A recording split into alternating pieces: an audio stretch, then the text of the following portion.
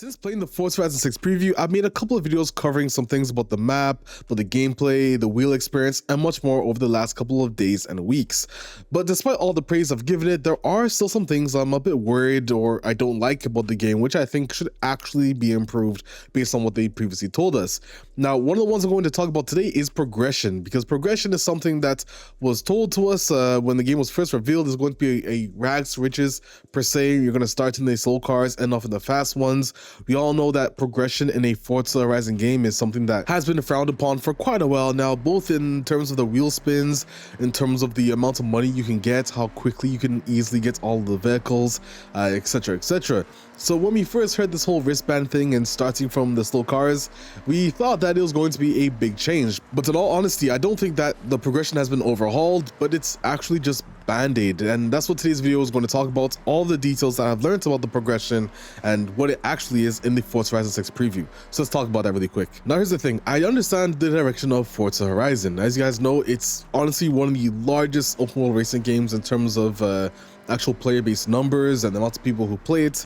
It caters to a very wide audience, and when you do that, it's hard to please everyone, and when stuff like that happens, you have to find other ways to circumvent the issues that other players have been complaining about.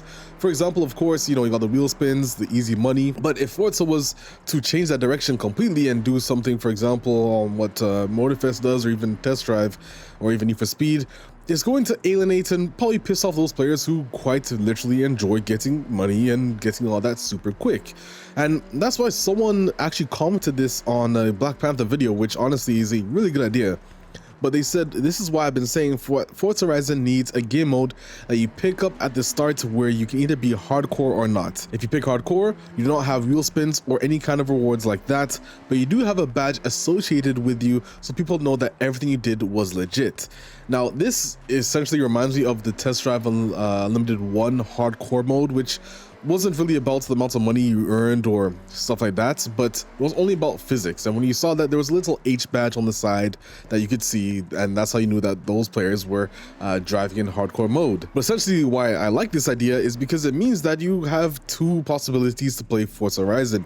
You either play it really easy, get all the wheel spins, get all the money, etc, etc, or you can choose a hardcore mode and you actually have a sense of progression.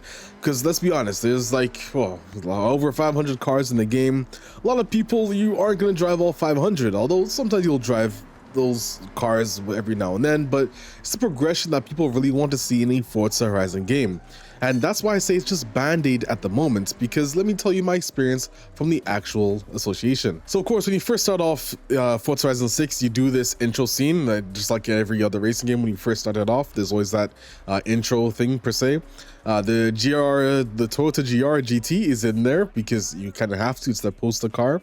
But my only critique is that I wish it was a bit different, bro. It feels repetitive. You've had the same like sequences from Forza Horizon 4, Forza Horizon 5, now Forza Horizon 6, the whole jumping off a mountain, playing, it feels a bit repetitive.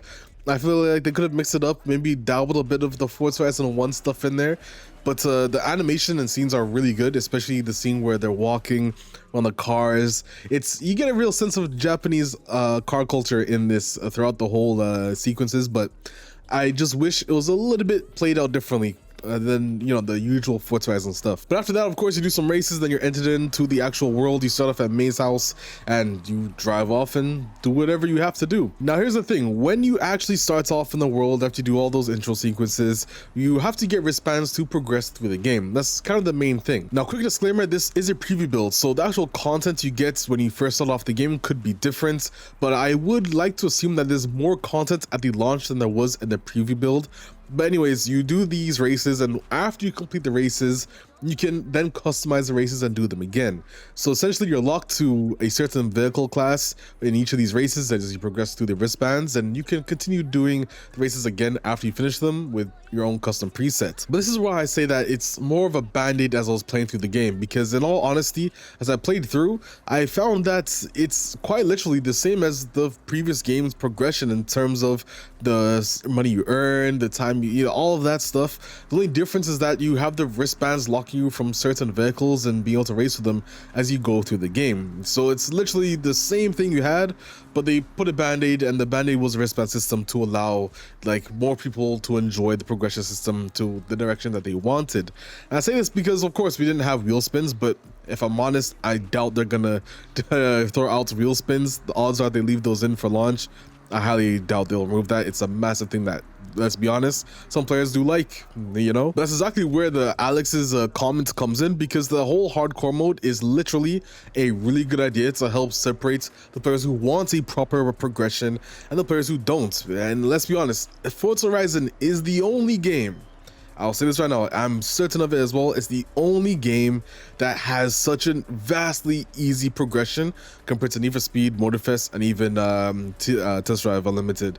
It's the only open world racer, and it never started off like that. If you go back to Forza Horizon 1, you'll find that the progression was vastly different from then to how it is now. It's kind of how Forza Horizon grew to this massive casual racer, which you can't blame them for it, but I feel like that there's definitely opportunities to find ways to please those people who are looking for a proper progression. And the thing is, I was able to get 1 million without doing any races at all, just doing the time attack. And this is me just not focusing on earning money, because when you do that, you can earn a lot more.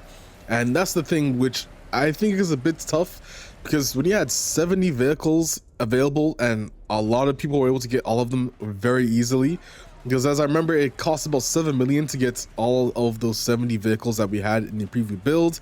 If it took me, say, like 3 hours, if even, to be honest, like not focusing on getting 1 million, you can imagine that it's actually going to be a lot easier when there's so much more content in the final game and chances to earn money to be able to get all the cars you want.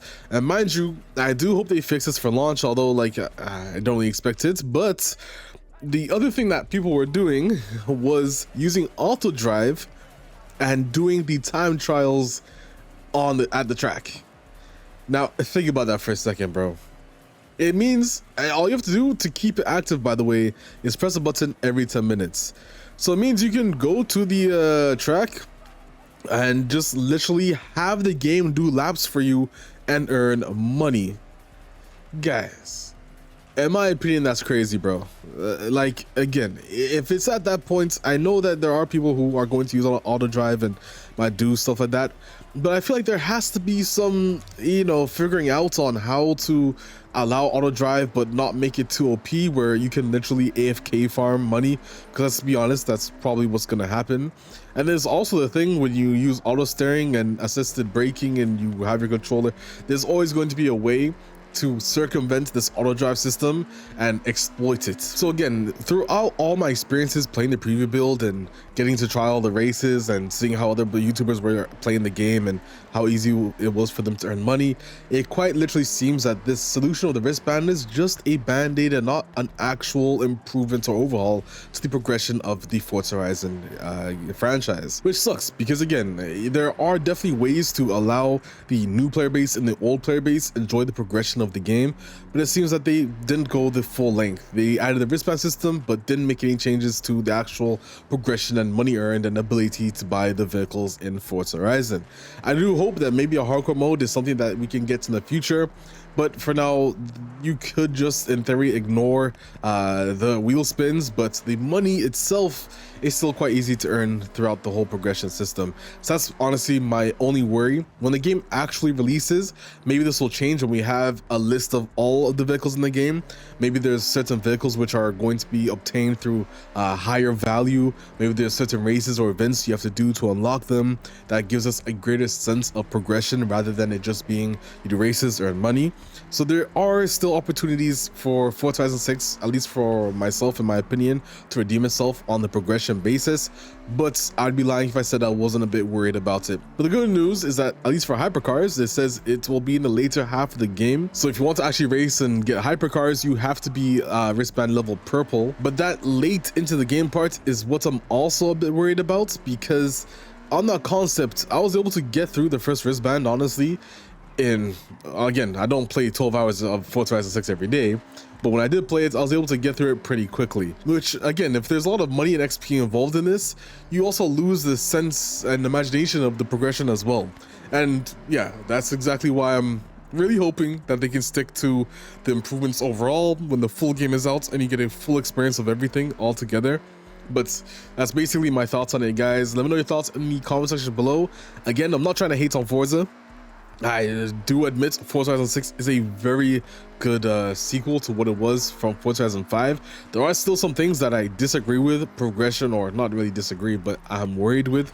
Progression, customization is a big one as well, which I know some of the community has touched on a bit. But Forza Horizon 6, if you're a Forza Horizon player at core and you don't really care much, I think that you would still find enjoyment out of this game. But I do think that they could have done more. I mean, you know, this is their 6th entry into the series. The last 2 entries didn't really have much change on the progression or even customization side of things, so there's definitely room for it to grow. But we'll just have to wait and see what the next couple of weeks bring us, because Forza Horizon 6 isn't that far away, and I will definitely be playing it at launch because there are some really good redeeming factors about it, despite my worries about the game from what I just mentioned previously. But other than that, guys, I will see you in another video. Don't forget to leave a like and subscribe for more content. I'm Alex, and I'll see you guys in another video. I'm out, guys. Peace.